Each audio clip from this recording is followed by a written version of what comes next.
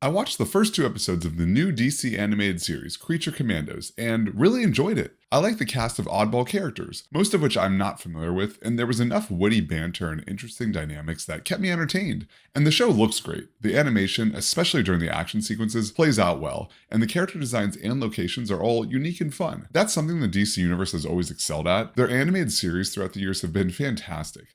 I loved the old Justice League show, Static Shock, Batman Beyond, Teen Titans, and have watched a good amount of their animated film adaptations, though I heard they sort of fell off recently, so I wasn't too worried about this show doing well. My only hesitation with it is that it feels way too similar to James Gunn's Suicide Squad movie, to the point that it almost feels like a rehash of that film, just with a new cast of characters.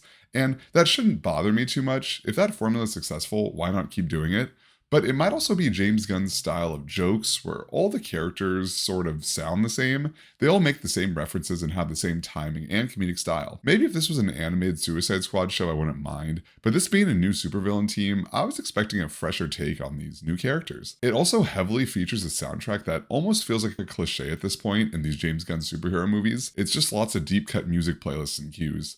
And I do find it odd he inserted himself into the opening credits. It calls itself out a bit too much for my taste, making me all too aware of Gunn's involvement. And like his other projects, some of the jokes quickly wear thin, like G.I. Robot. He's sort of one note, but I can see future episodes fleshing his character out more. Those are all minor gripes. I still really like the show, especially it being the first official canon project from James Gunn's tenure as CEO at DC Studios. They reference the mission from Suicide Squad and confirm that Rick Flag did die in the film. So there are some fun world and universe building snippets snuck in there. And the episodes being 22 minutes long allow it to move at a great pace. So I'm excited to keep watching the show. Did you check it out? What are your thoughts?